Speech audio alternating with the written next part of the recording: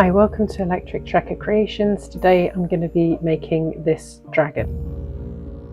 I'm going to be using this Champagne Chameleon powder, and I'm going to paint in the grooves for the wings.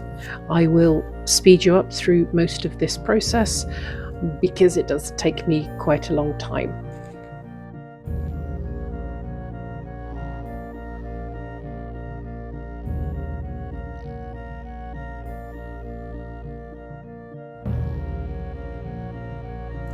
I am being careful here to try and make sure that I get the powder in all of the bits that I want and up the sides, but also don't put too much in. If you have too much powder in, you can end up with air bubbles in the finished results. So when I finish, I clean it out and I bash out any extra mica, making sure to wear PPE while I'm bashing the mica out.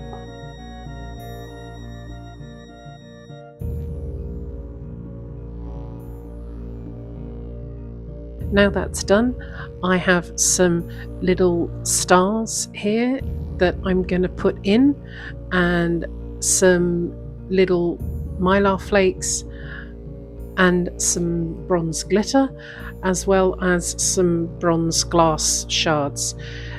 I'm going to mix the glass shards up with some UV resin, trying to make sure I don't have too much UV resin, which is a mistake I've made before. And then I will put clumps of it around. I'm putting the glass shards around randomly because I want them to show in the wings, but to be quite randomized. And that's actually how I'm doing all of the additions in this. Now on to the gold stars. Again, I'm going to randomly put them around, but this time instead of mixing them in with the UV resin, I'm just going to put some spots of UV resin around on the wings and then add the gold stars.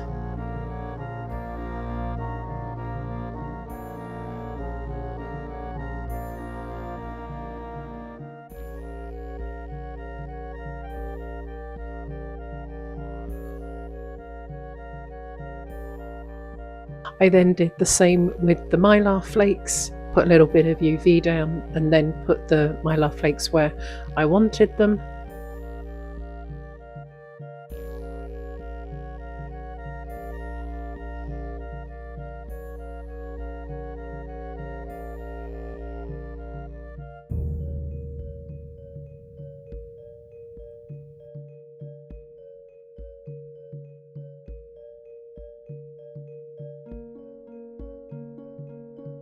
With the glitter, however, I just randomly sprinkled some around. I then, with the leftover glass, I added some UV to a pendant tray I had, and then added the glass to it in the hope that I'd get a nice pendant and that the UV light, because it was glass, would be able to penetrate all the way through.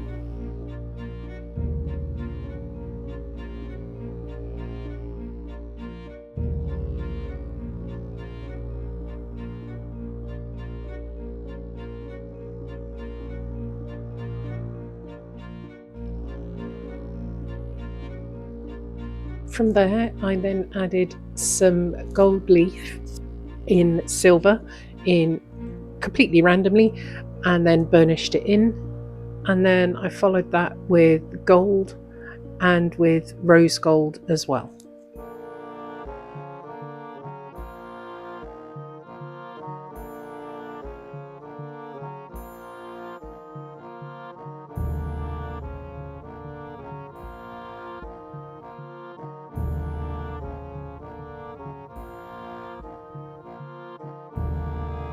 Hi, this video is part of the Friendship Express collaboration, which is hosted by Resonating Art, Horse Resin with Love, Serendipity Resin Creations, and All Aboard Resin Creations. There is a link to the collaboration in my description. Please follow the link and watch all the other amazing artists.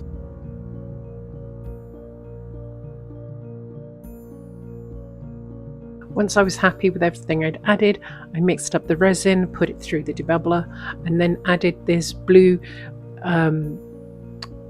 pigment dye into the resin. It's by Sig1. I got it off Amazon. Everything I've used here that I can find the links for, I will put in the description below. I then add 3 different glitters to the mix because the look I'm going for is a deep dark sparkly blue behind the chameleon flake and all of the inclusions. I then stir it up until I'm happy with it.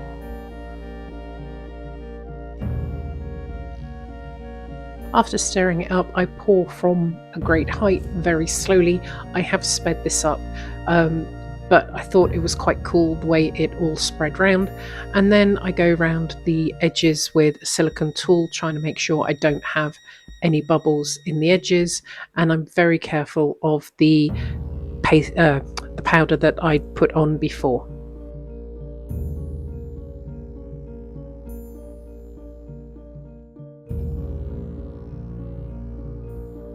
As I've domed the resin to reduce any sharp edges and the amount of deburring I'd have to do, I did pop the bubbles with flame rather than alcohol.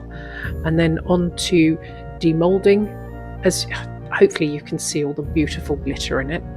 It is still quite soft, so I'm trying to be very careful while I demould it, but it is still very translucent and there is a little bit of overpour.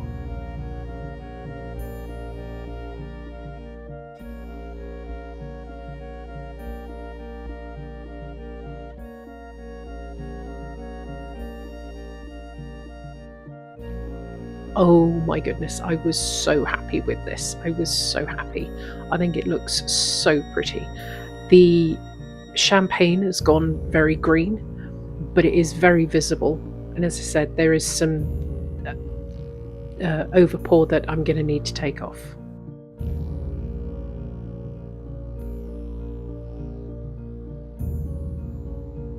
I then glue a little diamante iron using this, and finally I thought I would show you how I made a pendant from the excess that I had. So I'm adding UV resin to each side just to smooth it out, make it rounder and make the stones glow. Pour a little bit of UV on and then take it to the sides using a silicone tool. Once that's done, I'll put it into the under the UV light, and I do that for both sides. I am being careful here to make sure it does go right to the edges and I don't go over the actual hole.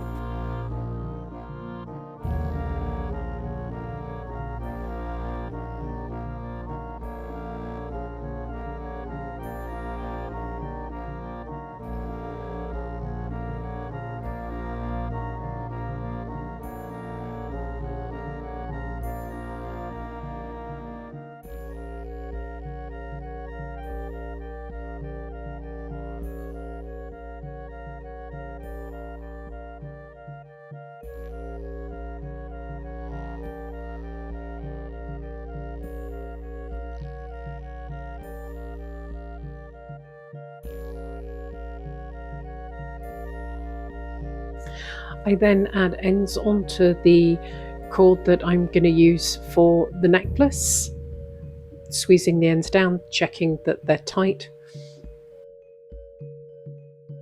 Just checking they look good there and are secure.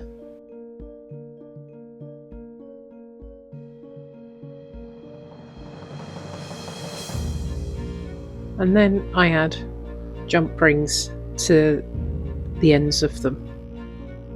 With jump rings, you always want to make sure you twist and not pull apart.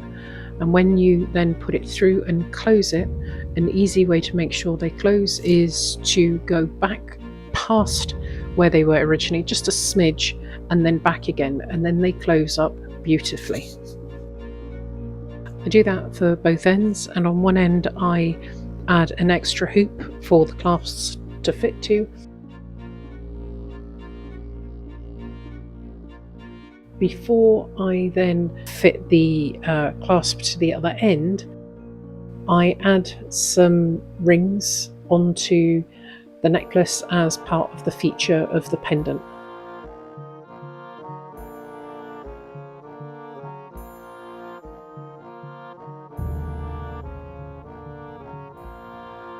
Once that is done, I then add the clasp to the end of the pendant.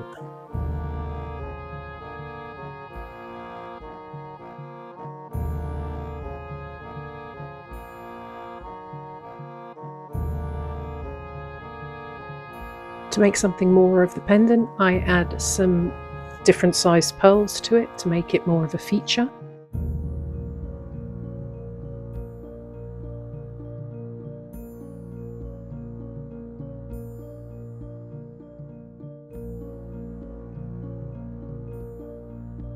And finally, I add the pendant itself to the necklace. Please hang around for the glamour shots of the dragon at the end. Thank you for watching the video.